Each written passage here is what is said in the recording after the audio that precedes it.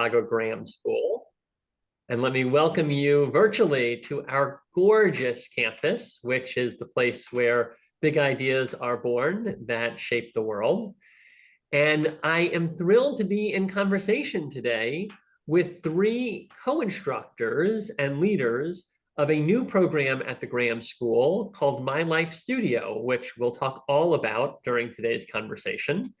Harry Davis is a MyLife Studio guide, as well as a longtime and now emeritus professor at the Booth School. And he is also the reason we have a global leadership role in leadership itself, where we now have the Harry L. Davis Center for Leadership at the Booth School. Charlie Newell is also a MyLife Studio guide. He is the former artistic director of Court Theater, where, among other things, he was a Tony Award winner. And he has truly transformed our world already here at the Graham School of Lifelong Learning by being an instructor over the years during his time at Court, bringing the power of theater to learners across our environment. And Nancy Tennant is a MyLife Studio guide. She is a Booth School adjunct professor of leadership, and she is a global innovation strategist, having been a leader in companies looking at this topic across many decades of extraordinary leadership. And so with that, let me take down the screen because I think we want you all to see our guests. And I'm going to jump right into conversation. Over the course of this hour, we are going to look at the question of how to navigate transitions. And I want to start with the problem itself. And so I want to ask you why transitions and life's turning points are so tough, and in particular, how it is hard to have an identity in transition. And so, Charlie, can we start with you? I see you leaning in.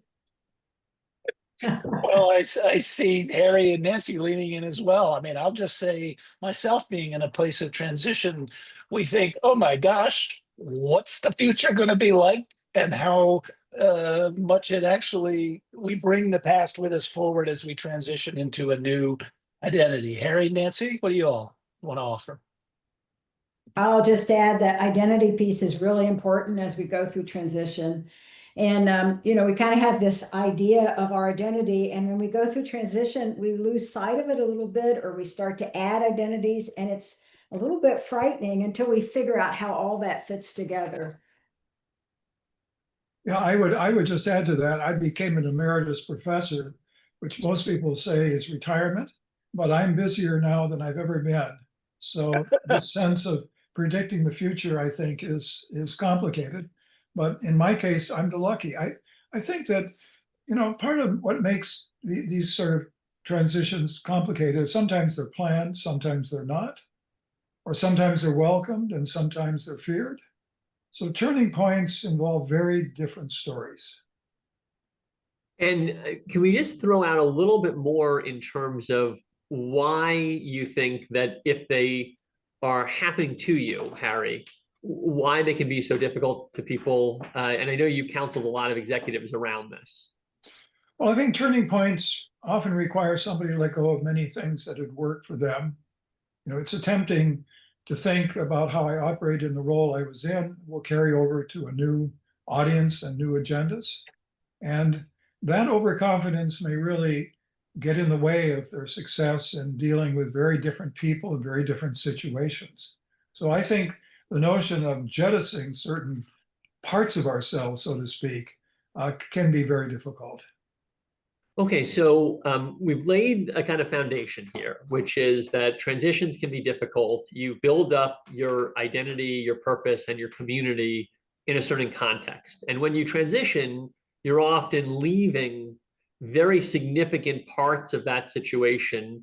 And so you begin asking questions of who am I if I'm not in this title or if I'm not in this setting?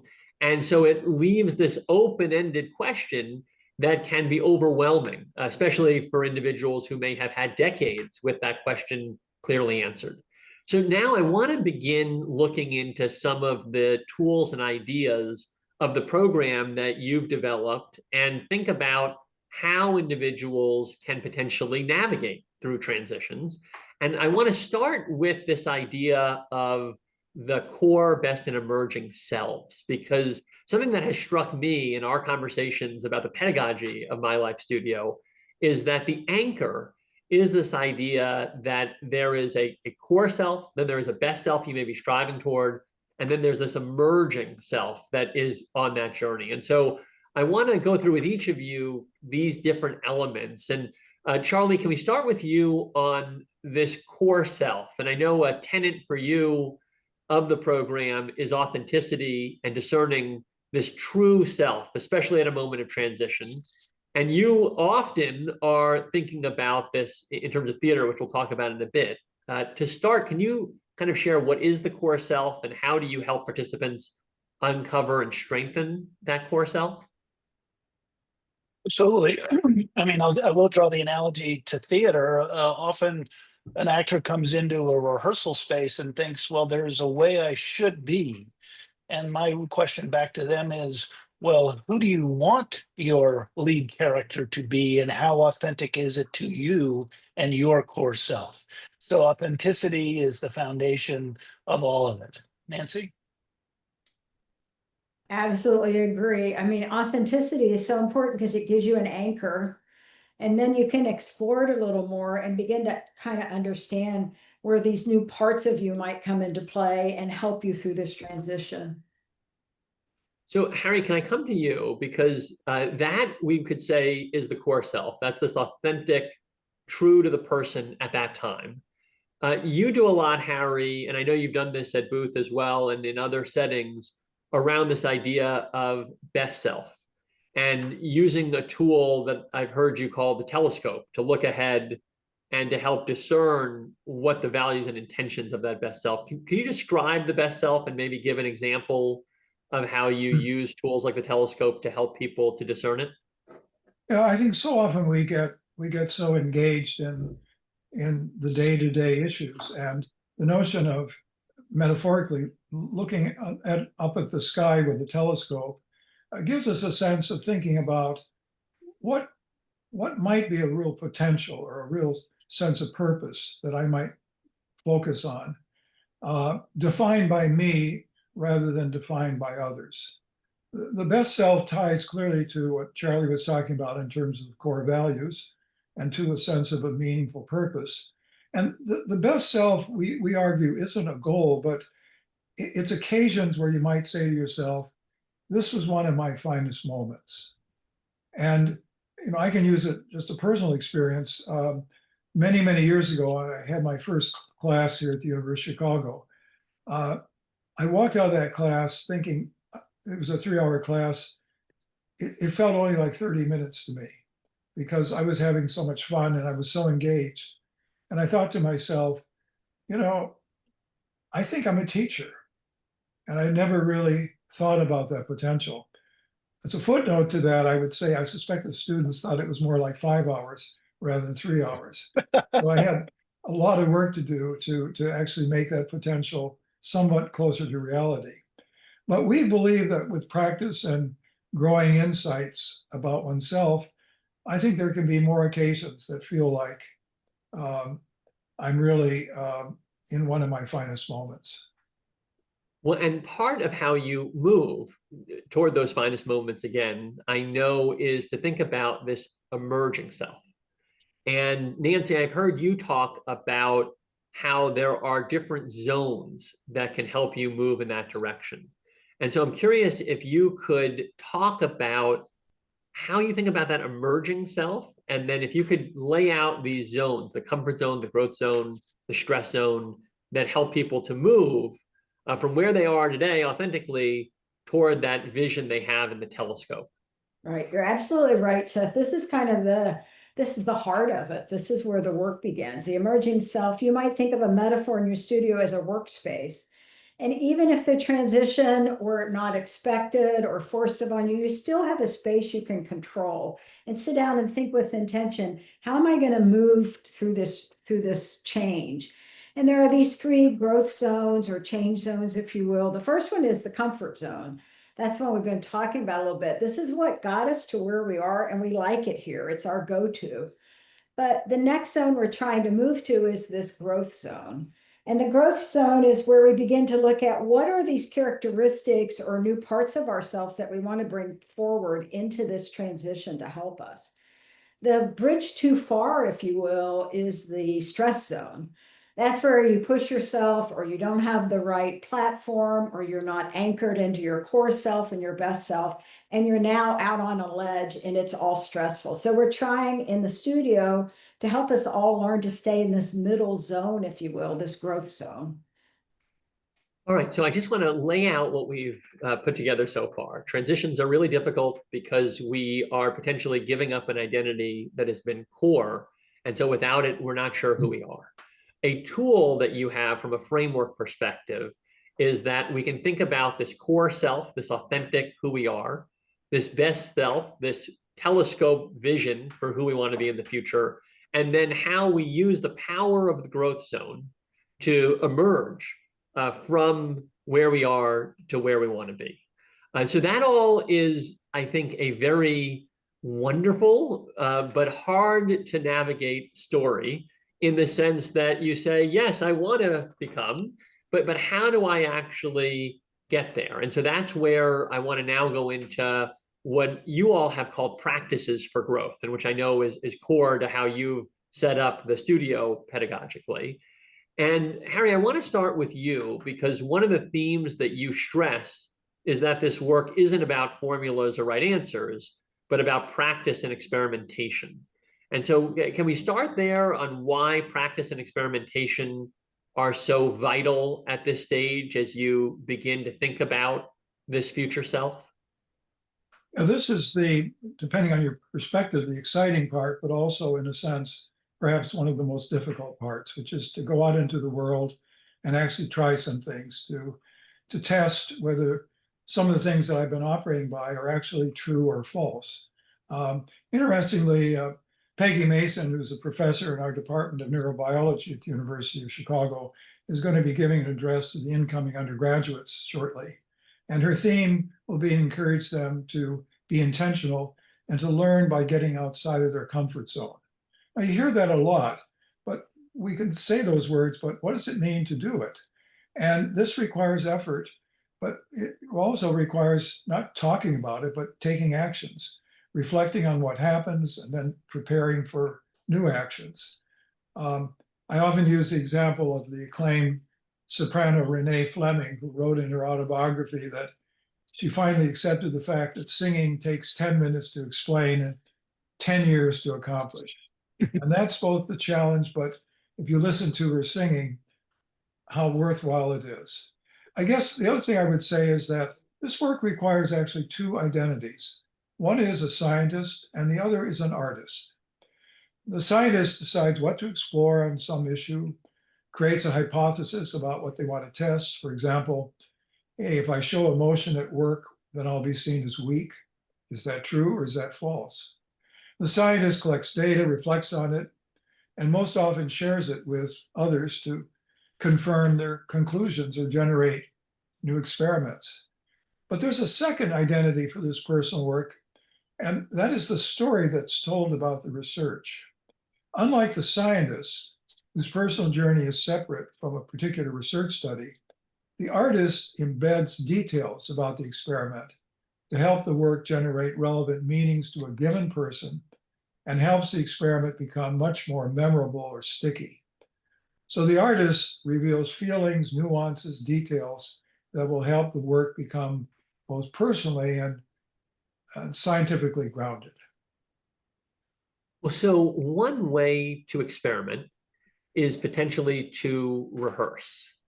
And I know, Charlie, that you've specifically used that modality throughout your career, and you have ideas on how the rehearsal room can teach us about risk, about failure, about trying out new possibilities. Can you talk a bit about how you see rehearsal as a potential modality for individuals who want to essentially experiment with different selves and think about their emergence in this moment where they're going through a transition? Absolutely. When you hear the word rehearse and maybe even think about a stage director or film director, oh, someone's going to tell me how and what I should do. That ain't at all what we're doing. It's about really grounding, as you said from the beginning, your identity, the values, the selves, and then you, the cohort, and the group in the room all support this person who then defines the work that they want to do. They want to show up in one of their most important relationships differently, but they're not sure how, or they've tried different versions in the past and it has not been successful. I mean, we all have multitudes in us. And so this is a space in which there's an intentionality about creating a challenging opportunity with the entire room supporting it. No one is directing, no one's telling you how to do it. You're defining the journey and the work that you want to practice, and the room supports everybody who leads that way. And can you just talk, why is rehearsal in particular, why is that such an important format or modality in this moment where you're trying to figure out what's next? Well, the great thing is, not only are you as it were, a participant in that rehearsal, you're also the playwright, the casting director, the stage director. You define it how you want to experiment with something in this space in which risk is supported, and because to say, oh, it's a safe space, of course, but the real work is when someone chooses to step outside of what they've been basing their career on for decades, and they want to try and show up differently in this new opportunity. And when people realize that that's available to them within this context, some transformative things can happen when people think, oh my God, I can tap into that part of myself. Somebody told me I shouldn't. Somebody shut me down. Somebody said, oh, you'll never get there. And you actually get to define it for yourself. And the three of us as your guides and the room as your cohort to support you to take that risk, because everybody is showing up to try and to move into something new and different. Wonderful. So rehearsal then becomes a way to try on different characters, to see reactions, and to do so without the pressure of feeling as if you have to go out and declare to the world, this is now my new identity, and I'm 100% sure what the future entails. Nancy, I want to come to you because you spent a lot of time and you were one of the key leaders across Fortune 500 companies in innovation. And I'm curious if you could talk a little bit about lessons that you see from that set of experiences that could be applied to individuals when they are essentially seeking to reinvent themselves. Yeah, thank you. I guess the thing that stands out for me that fits in both of these examples, innovation in companies and the innovation teams. I've led hundreds of innovation teams, facilitated them. There's just, I guess, two things that come to mind. The first one is to figure out how to de-risk things. That if everything is a bet the farm, as everything is a swing for the fences, whatever analogy, then it's really hard to try things. But one of the ways we de-risk it is we start with small things. If you're trying to change the way you have difficult discussions with your mother, for example, maybe you just want to start with how you're sitting, or the opening lines that you want to say to her, or the tone in your voice, and then over time begin to scale that up to kind of a complete persona or character that makes sense in that situation. So that's the first thing, is kind of how to de-risk it. And the other one is to just try it.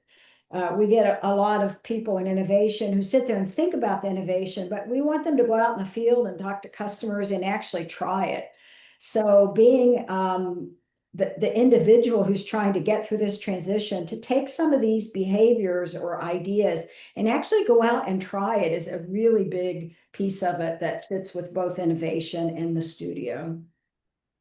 All right, so I think we've laid out another layer here in this quest, right?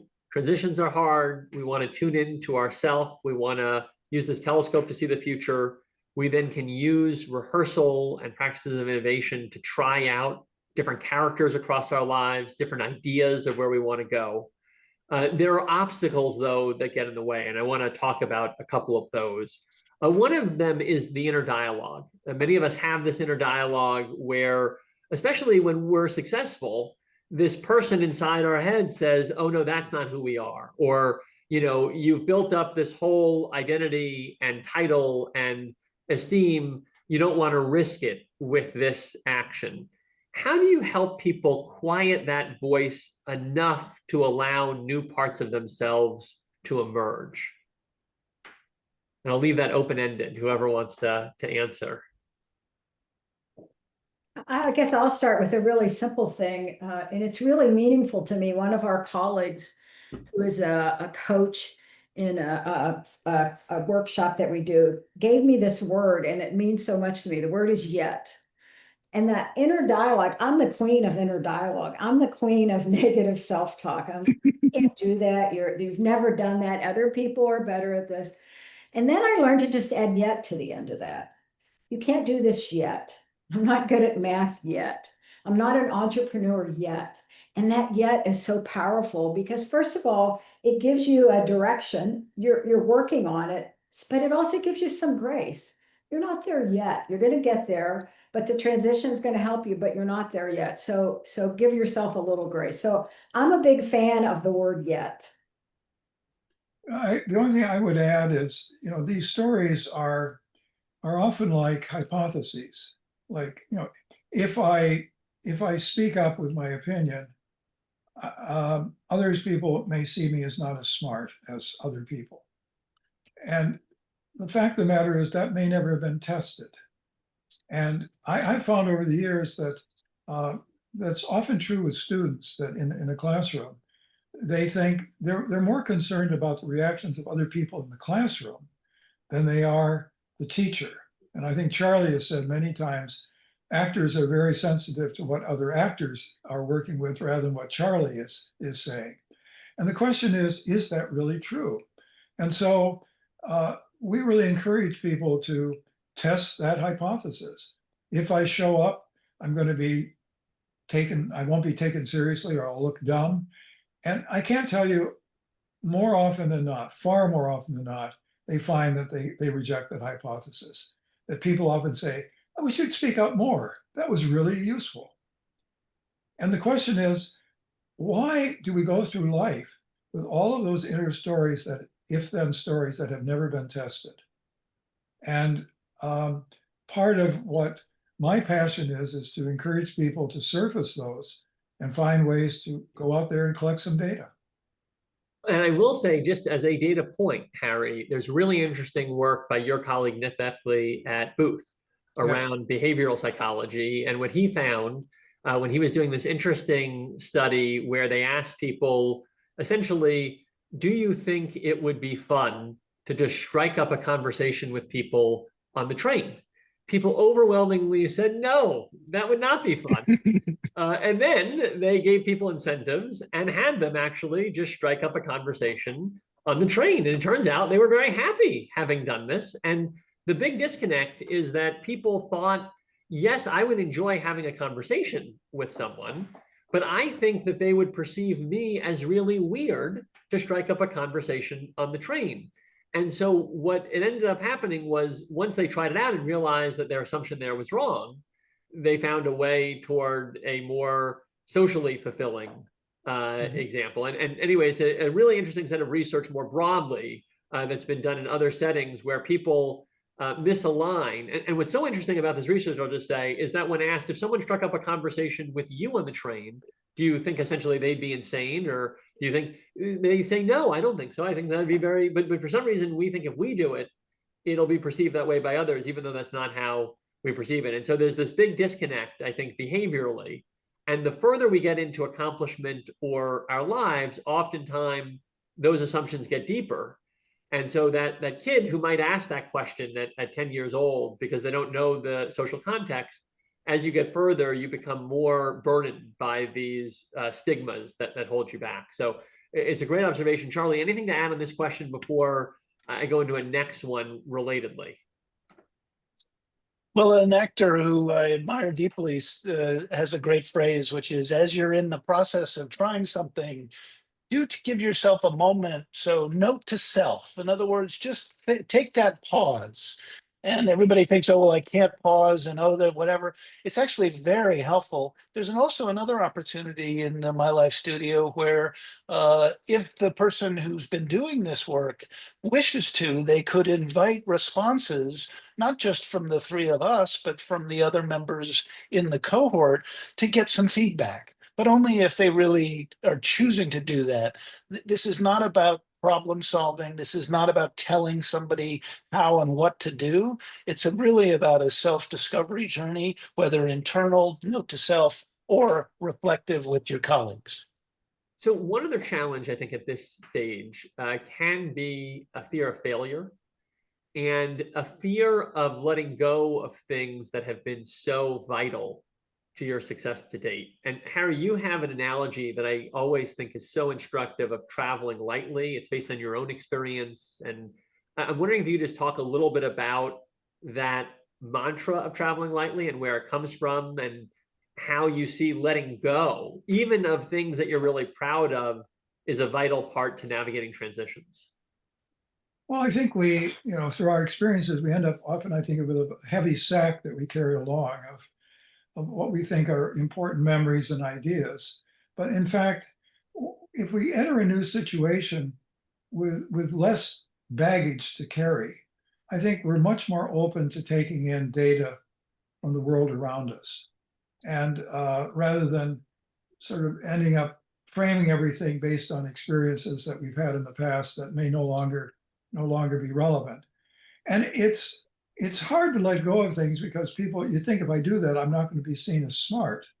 But I think quite the opposite is the case. If we're open and we ask the question, I never thought about that before, or that was a really interesting idea, I think we start to develop better relationships and connections with other people because we end up looking more like a learner rather than somebody who is, overly confident, perhaps unjustly. Well, so I do want to get to the questions that are in our audience. Before going there, I think we've laid out a very clear intellectual framework here for how to think about transitions, how to think about navigation. You are not only sharing ideas, you are also about to embark on a studio that is aimed at actually taking these ideas and putting them from concept into reality for a cohort of individuals who want to be guided through this moment of transition. And so I want to just lay out a little bit about the theories behind the studio in particular. And let's start with why this is described as a studio rather than a class. What makes a studio environment different from a traditional learning setting? Well, let me start. My colleagues will join in.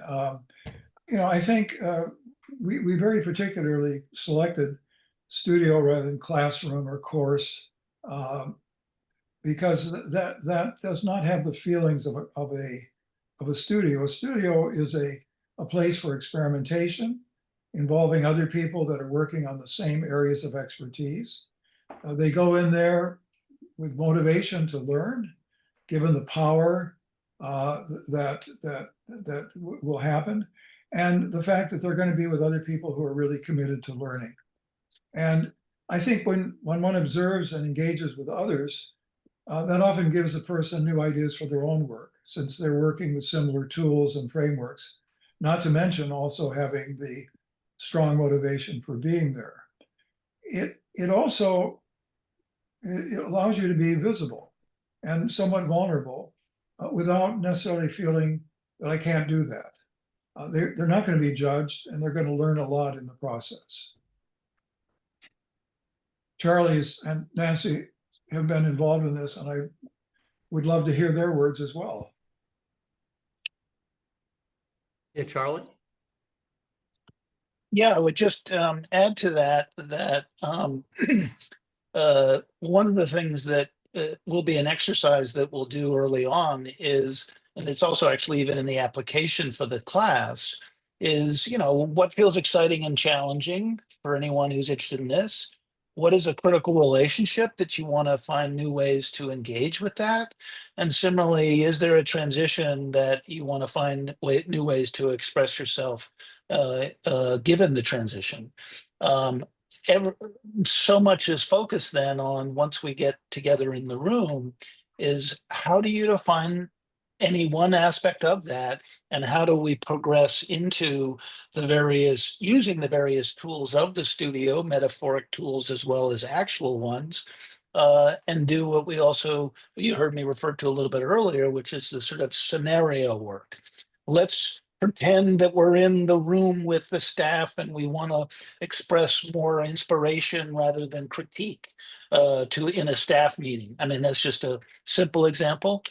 And so you have an opportunity, and this goes to your earlier question, Seth, and you get to try it again, and then try it again, and then try it again, so that you can keep refining and giving your yourself response as well as what it's feeling like in the room.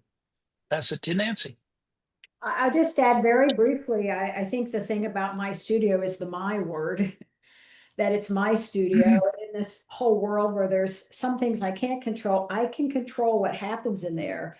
And I can think about things like my best self and my core self, and think about intention, and then go outside of my studio, out into the world, and try things, and then come back and reflect. So the only thing I would add to it is just the underscore my studio. And if we have 21 people in the room, there are 21 my studios in there, using the same common approach and tools, but very unique to what each person's opportunity and challenge is. Well, so I do want to come to some of the questions that are populating the chat. One question here is about whether this is the type of opportunity that fits adults. There's a message. This is a message for early adults, teenagers, in my humble opinion, and a question of whether these tools would be valuable in midlife and beyond. Can you speak to that? Why is there a need for these types of tools in other points of life, potentially?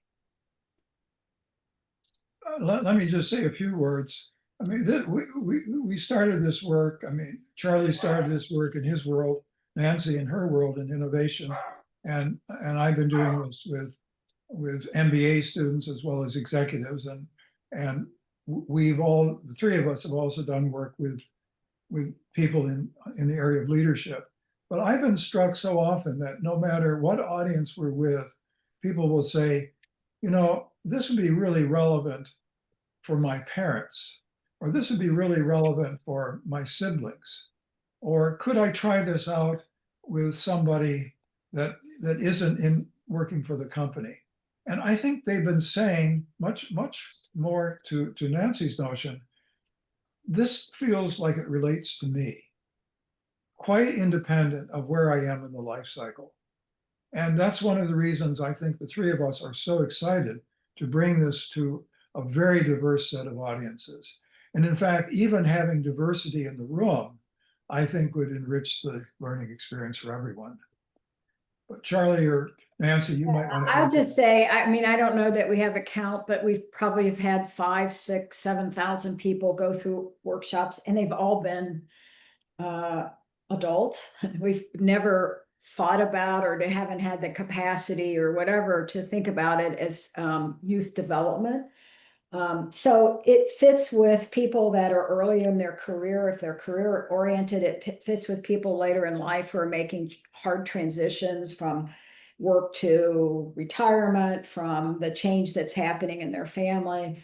So we have quite a bit of experience that it works really well for adults. We have another question here on if you can comment. They ask on what really qualifies you to offer mentorship and guidance. And maybe aligned with that question, I'll broaden it a little bit.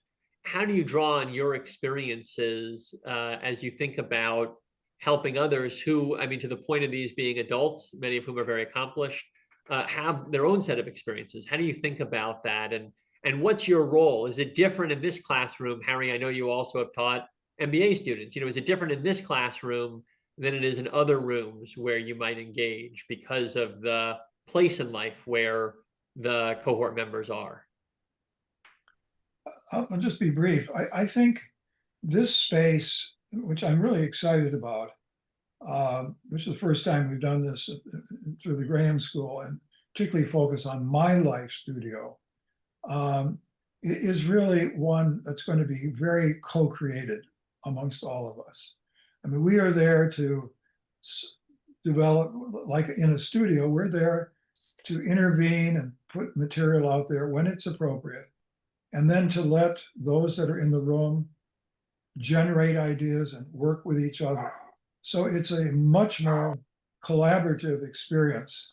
And I think that's going to be incredibly exciting, not only for the three of us, but I think for the people that are engaged. Charlie, Nancy, anything to add on that? Yeah, I would just add, I mean, you can see our backgrounds. You know, we have kind of very deep background in the fields that we're in. So we have that behind us. But what we share that's really exciting is we are lifelong learners, all three of us. That's why we kind of get together. That's why we work so well. And we love being in the studio, learning and thinking about ideas and shaping new ways forward. So I think another reason that we're qualified, if you will, to do this is we're really good listeners. We're lifelong learners. We're also going through these changes in our lives, and we share that very openly about what's happening with us. So we're not sitting up on a stage or behind a podium. We're in the circle with everyone else. And I think those things are really important and fairly unique, actually. Well, so there's another question here that's fascinating, and it already has some comments within the chat, and it's around how you address grief. And I think this means the everyday grief we may feel if we're just expecting to make a transition, even if we're choosing it. It might also include the very deep trauma or grief we feel if we haven't necessarily had a choice over this transition.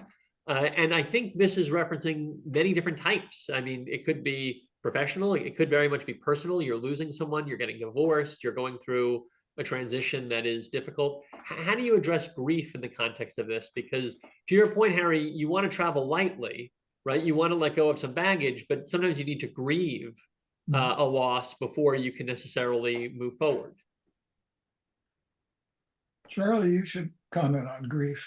Theater has a great deal of grief in many, many plots.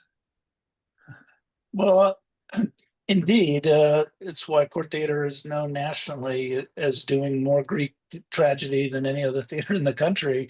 I hope the theater continues that now that I'm transitioned out.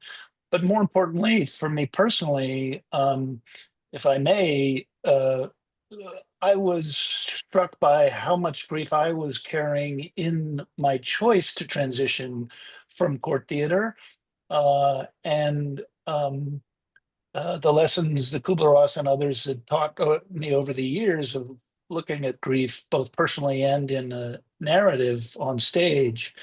But to Nancy's point, that's what to me is so exciting about this cohort, because I can only imagine the range and complexity of what 21 people might be bringing into this studio, and how do we as guides serve those folks in whatever journey they are seeking and transition they are seeking.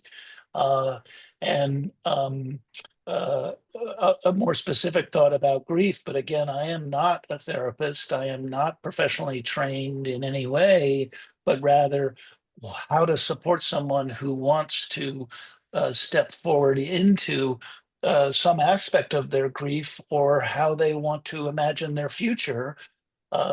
We got their back, and we're right there to help them.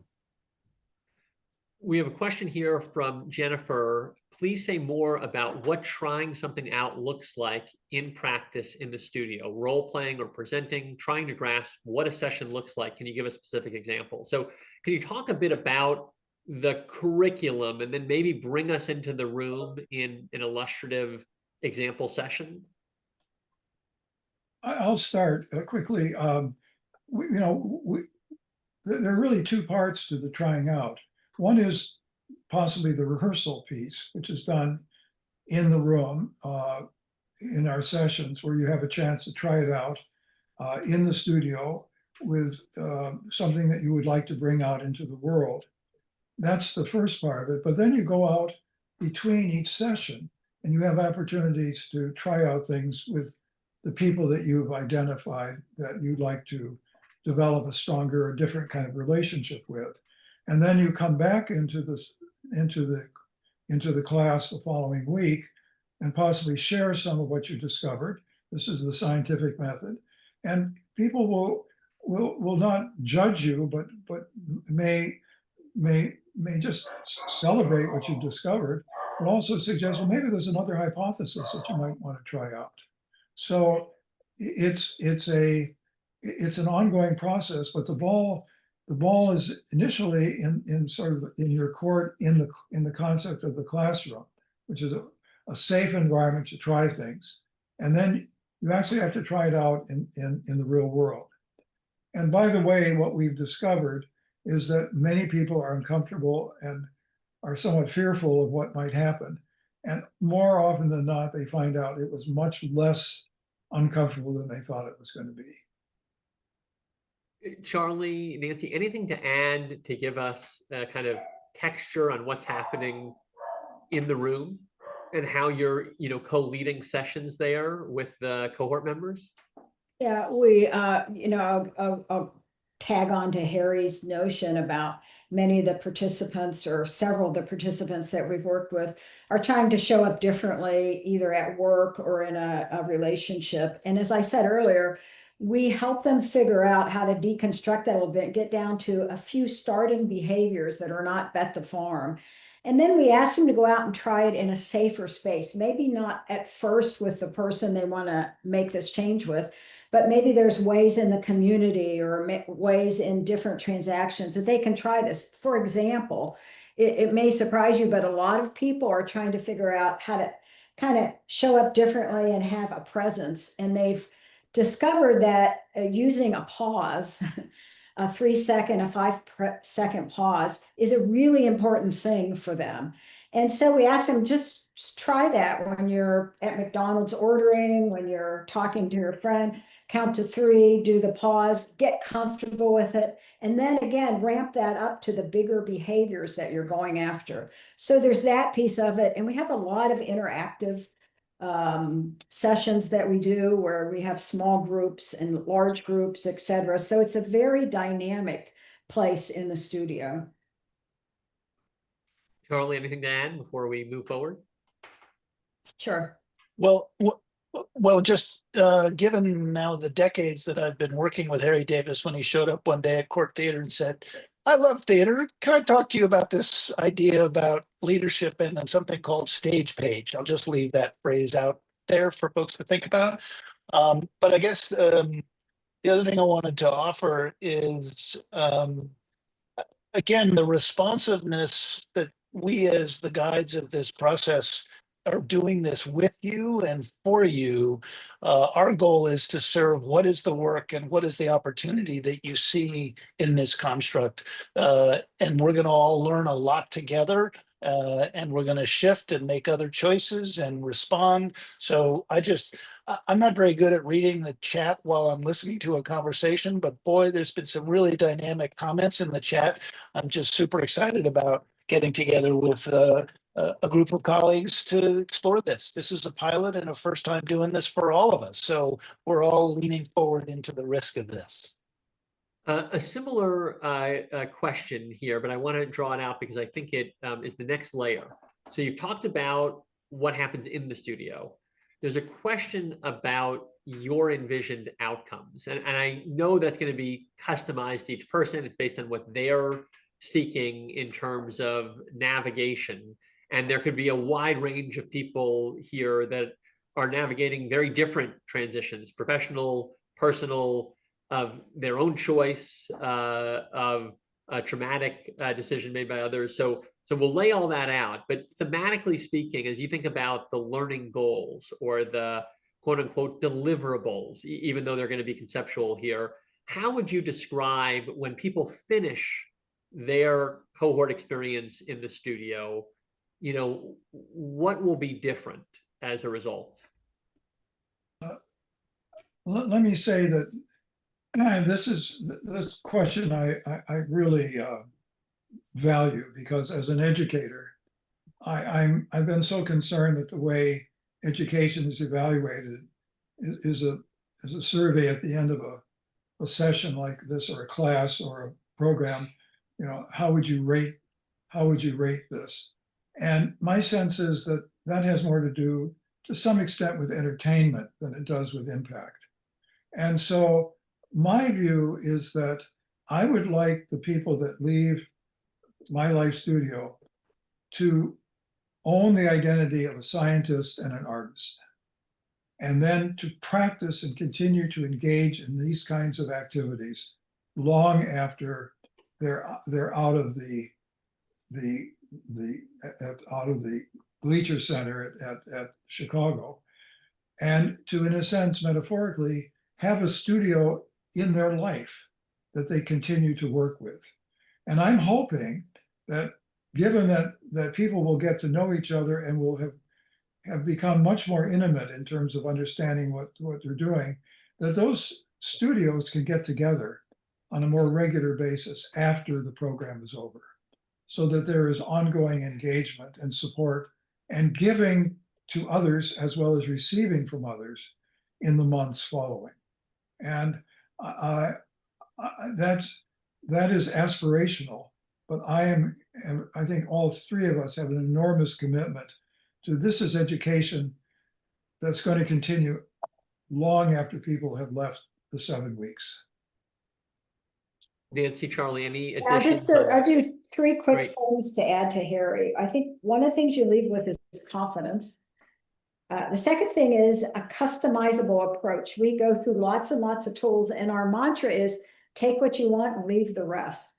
You know, some of them will work for you, some of them may not, and we're going to help you kind of create this process, this customized process that you can use after the studio. And I guess the third thing is to think about becoming a guide yourself. Maybe not, you know, in your title stuff, but there are people in your lives that by about week 5, you're going to start thinking about, oh, my friend so-and-so, or my person, you know, here might be able to use some of this. How can you use these tools and help other people go through their journey?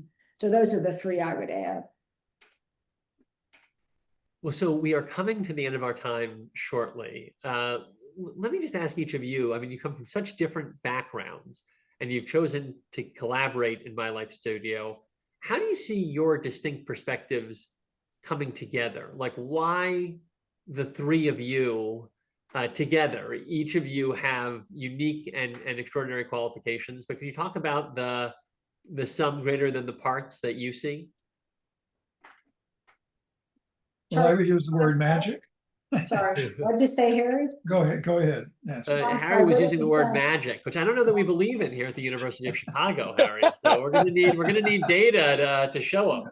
But now I'm at the Graham School. I'm not in the business school, so I can think of magic. Go ahead, Nancy.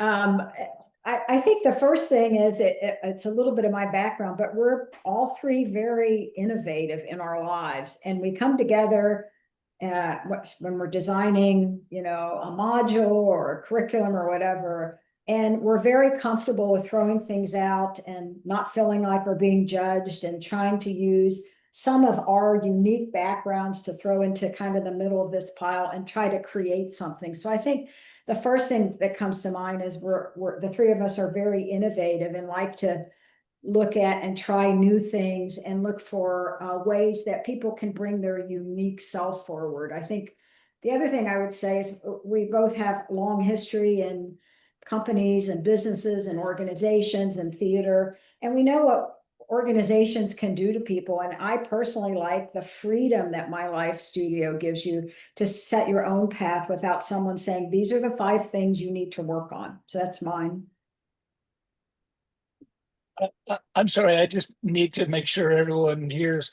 I love magic because that's what happens in this space. It's what I learned in the rehearsal room. It's what I learned with an audience, being transformed by a piece of theater. But in this case, learning from Harry's wisdom and Nancy's innovation and me bringing my theater background, there's a unique kind of magic that happens that's why I'm here. I want to just do it, make that my transition in my life to do this kind of work. All right, well, we are nearly at time. We have a few questions that are still in the chat. Let me just put out a couple maybe in fast forward here. There's been a number of people that have asked about therapy in the program. I just want to clarify that we are not a program that offers that type of support, and certainly believe that that support is important. So encourage people that may be looking for that type of support to look for that in this program. How would you describe, though, how to think about this program on the continuum of navigating transition to the group here? Because this is absolutely not therapy, but this is aiming to help people who may be dealing with, you know, the serious burden of transition. I put to the panel, like, how would you think about the way you would describe this proactively and who the right fit is for this cohort? Nancy, you should go. I think we're really focused on people's interactions with others, how they want to express themselves in interactions. And the people that this fits the best for, I think, are people that are in a transition, and those relationships or those interactions are new or changing or challenging. And they want to think about how they want to show up differently. So that's the way I would think about it. Great. Any additions? Well, I would just say I'm one of the co-founders of the Civic Actors Studio. And one of the aspects of that was that the participants then, through pursuing their own transition, became guides in future cohorts because it was so transformational for them. I can very much imagine the MyLife Studio could generate the same kind of thing. You've discovered something for yourself and you want to support someone who is in a place of transition, like in some version like you, and how could you help support them? You know, we're not enthusiastic about, you know, books on self-help, because it often is, or quick airport books where it says you do these 7 things, everything is going to be fine. I would say that we often use the famous quote by Walt Whitman, the poet, when he wrote, "Do I contradict myself? Very well, then I contradict myself. I am large, I contain multitudes." So in a sense, I think many of us have the answers, so to speak, but we've not released the qualities and the capabilities that we have to grapple with those issues. And I wouldn't call that therapy. It's just discovery.